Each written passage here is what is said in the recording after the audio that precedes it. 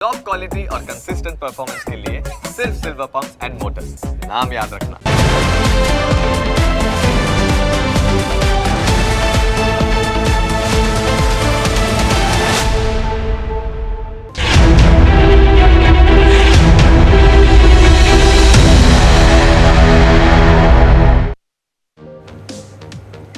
Digital યુગમાં હવે બધું જ ડિજિટલ થઈ ગયું છે। સરકારી કચેરીઓના કામ પણ હવે ડિજિટલ થાય છે, પરંતુ દેવભૂમિ દ્વારકાના પોશિત્રા ગામની કરમ કઠિનાઈ એવી છે કે જેની હકીકત સાંભળીને તમે ચોંકી જશો। આપણી સિસ્ટમમાં કેટલી લાલિયાવાડી ચાલે છે તેનું આ જીવતું જાગતું અને એક ઉત્તમ ઉદાહરણ છે।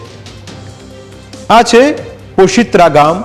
અહીં ખેડૂતો 6 નંબરના દાખલા માટે છેલ્લા 32 વર્ષથી લાચાર છે।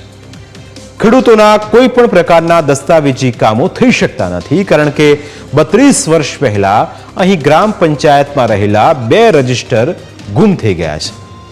તેમાં ખેડૂતોની જમીનના રેકોર્ડ હતો। 32 વર્ષ પહેલા રજિસ્ટર ગાયબ થયા હોવાથી તે ઓનલાઈન હોવાનો કોઈ સવાલ જ નથી ઉઠતો। તેવામાં હવે ખેડૂતો અટવાઈ ગયા છે।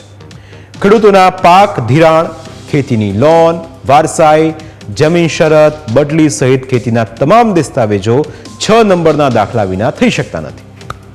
કોઈ પણ કામ માટે 6 નંબરનો દાખલો માંગવામાં આવે છે અને તેના માટે ખેડૂતો ફસાયા છે। એવું નથી કે ગ્રામજનોએ જ રજૂઆત નથી કરી।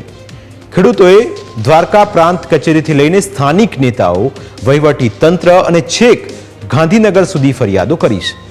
ગ્રામજનો 32 વર્ષથી ફરિયાદો કરીને થાકી ગયા, પરંતુ હજુ સુધી તેમની સમસ્યાનો કોઈ જ ઉકેલ લાવવામાં આવ્યો નથી અને એટલે જ હવે ખેડૂતો વારંવાર પ્રાંત કચેરીએ આવેદનપત્ર આપીને રજૂઆતો કરે છે। ગ્રામજનોએ આંદોલનની ચીમકી પણ આપી છે, પરંતુ નાનકડા આ ગામની વાત કોઈ જ નથી સાંભળતું। આપણી સિસ્ટમ એવી તો કેટલી નબળી છે કે ગામની આ નાનકડી સમસ્યા નથી ઉકેલાતી। ભગવાને ગીતામાં કહ્યું છે કે દુનિયાની કોઈ પણ સમસ્યા એવી નથી કે જેનો ઉકેલ ન હોય। દરેક સમસ્યાનો ઉકેલ ચોક્કસ હોય છે, પરંતુ પોશિત્રા ગામના ખેડૂતોની સમસ્યા ઉકેલાવાની વાત તો દૂર રહી, સમસ્યા સાંભળવા માટે પણ કોઈ તૈયાર નથી। જો વહીવટી તંત્રે ધાર્યું હોત તો આ સમસ્યા ક્યારની ઉકેલાઈ ગઈ હોત, પરંતુ હજુ સુધી આ સમસ્યાનો ઉકેલ લાવવામાં કોઈએ રસ નથી દાખવ્યો તેમ લાગી રહ્યું છે। કદાચ બીજા બધા લોકો માટે આ વાત ખૂબ જ સામાન્ય હશે, પરંતુ પોશિત્રા ગામના ખેડૂતો માટે આ સમસ્યા ખૂબ જ મોટી છે। જેથી જવાબદાર તંત્ર આ બાબતને ગંભીરતાથી લઈને ખેડૂતોની સમસ્યાનો ઉકેલ લાવે તે જરૂરી છે, કારણ કે તેઓ પણ નાગરિક છે, તેમના પણ અધિકારો છે। તેઓ નેતાઓને મત આપીને ચૂંટે છે, એટલે તેમની દરેક સમસ્યાનો ઉકેલ લાવવાની જવાબદારી પણ તંત્રની છે।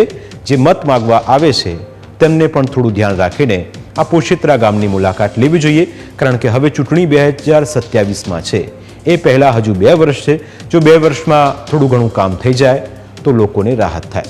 પ્રાઇમ 9માં આજે બસ આટલું જ। ફરી મળીશું આપને સ્પર્શતા મુદ્દા સાથે। ત્યાં સુધી રજા આપશો। નમસ્કાર।